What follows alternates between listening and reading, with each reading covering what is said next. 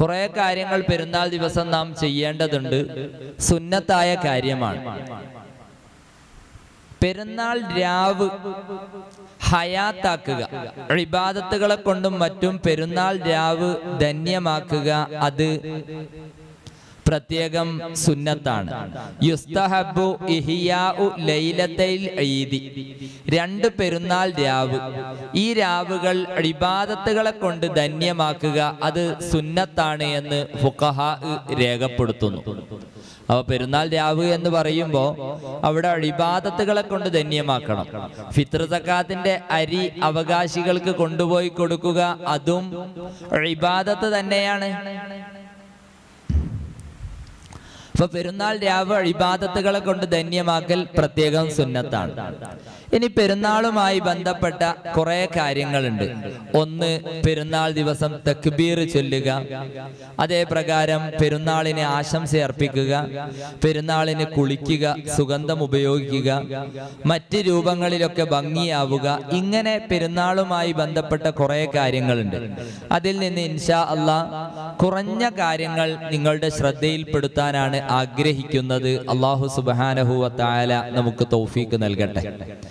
മുസ്ലിം ഉമ്മത്തിന്റെ പ്രധാന ആഘോഷമാണ് പെരുന്നാൾ. ഓരോ വർഷവും ഈദുൽ ഫിത്തർ, ഈദുൽ അദ്ഹ എന്നിങ്ങനെ രണ്ട് പെരുന്നാൾ കടന്നു വരുന്നു. വിശുദ്ധ റമദാൻ അവസാനിക്കുന്നതോടെ ഈദുൽ ഫിത്തർ ആഗതമാകുന്നു. അതിന്റെ പേര് തന്നെ ഈദുൽ ഫിത്തർ, നോമ്പ് മുറിക്കുന്ന പെരുന്നാൾ എന്നാണ് അതിന്റെ അർത്ഥം. പിന്നീട് 2 മാസവും 9 ദിവസവും കഴിഞ്ഞാൽ, അഥവാ ദുൽഹിജ്ജ 10-ന് ബലിപെരുന്നാളാണ്. അപ്പൊ പെരുന്നാളുമായി ബന്ധപ്പെട്ട കുറെ സുന്നത്തുകളുണ്ട്. അതിൽപ്പെട്ട പ്രധാനപ്പെട്ട ഒന്നാണ് തക്ബീർ ചൊല്ലുക.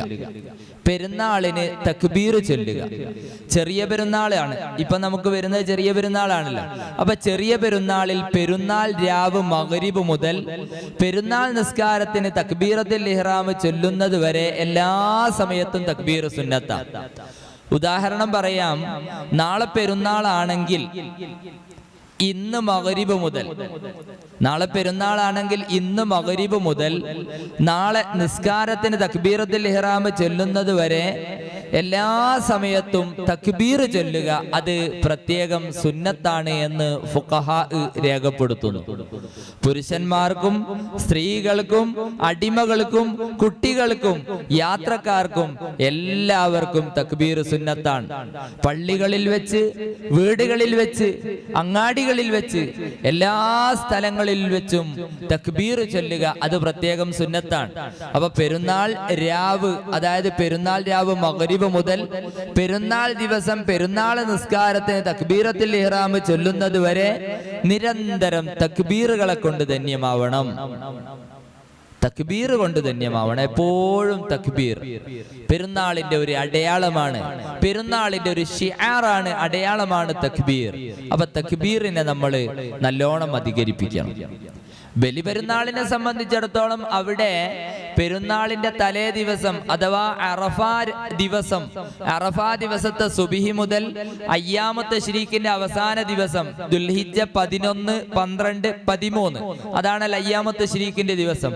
ആ 13-ന് അസർ വരെ എല്ലാ നിസ്കാരങ്ങൾക്ക് ശേഷവും തക്ബീർ ചൊല്ലൽ സുന്നത്താണ്. ഇപ്പൊ ചെറിയ പെരുന്നാളാണെങ്കിൽ അവിടെ പെരുന്നാൾ രാവ് മഗ്രിബ് മുതൽ പെരുന്നാൾ നിസ്കാരത്തിന് തക്ബീറത്തുൽ ഇഹ്റാം ചൊല്ലുന്നത് വരെ എല്ലാ സമയത്തും തക്ബീർ സുന്നത്താണ്. അപ്പൊ തക്ബീറിന്റെ കാര്യം നമ്മൾ നല്ലോണം ശ്രദ്ധിക്കുകയും അത് ഒരു വിശ്വാസിയെ സംബന്ധിച്ചിടത്തോളം അവന്റെ ശിആറാണ്, അവന്റെ ഒരു അടയാളമാണ്.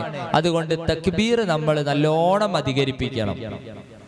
വീടുകളിൽ വെച്ച്, അങ്ങാടികളിൽ വെച്ച്, പള്ളികളിൽ വെച്ച്, വഴികളിൽ വെച്ച്, എല്ലാ സ്ഥലത്ത് വെച്ചും നമ്മൾ തക്ബീറുകൾ അധികരിപ്പിക്കണം. അല്ലാഹു സുബ്ഹാനഹു വ തആല നമുക്കൊക്കെ തൗഫീഖ് നൽകട്ടെ. പിന്നെ ബലിപെരുന്നാളുമായി ബന്ധപ്പെട്ട തക്ബീർ പറഞ്ഞു. അറഫാ ദിവസത്തെ സുബിഹി മുതൽ അയ്യാമത്ത് തശ്രീഖിന്റെ അവസാന ദിവസം അസർ വരെ എല്ലാ നിസ്കാര ശേഷവും, അവിടെ ഫർള് നിസ്കാരമാവട്ടെ, സുന്നത്ത് നിസ്കാരമാവട്ടെ, മയ്യത്ത് നിസ്കാരമാവട്ടെ, എല്ലാ നിസ്കാരത്തിന് ശേഷവും തക്ബീർ ചൊല്ലൽ സുന്നത്താണ്. അത് നമ്മൾ നല്ലോണം ശ്രദ്ധിക്കണം. തക്ബീർ ചൊല്ലാനുള്ള പ്രത്യേകം സമയമാണ്. ആ സമയത്തൊക്കെ നമ്മൾ നല്ലോണം തക്ബീർ ചൊല്ലണം. അല്ലാഹു അക്ബർ അല്ലാഹു അക്ബർ അല്ലാഹു അക്ബർ ലാ ഇലാഹ ഇല്ലല്ലാഹു അല്ലാഹു അക്ബർ അല്ലാഹു അക്ബർ വലില്ലാഹിൽ ഹംദ് എന്ന തക്ബീർ നമ്മൾ നല്ലോണം വർദ്ധിപ്പിക്കണം. അവ ചെറിയ പെരുന്നാൾ രാവ് മഗ്രിബ് മുതൽ പെരുന്നാൾ നിസ്കാരത്തിന് തക്ബീറത്തുൽ ഇഹ്റാം ചൊല്ലുന്നത് വരെ നിരന്തരമായി തക്ബീറുകൾ അധികരിപ്പിക്കണം.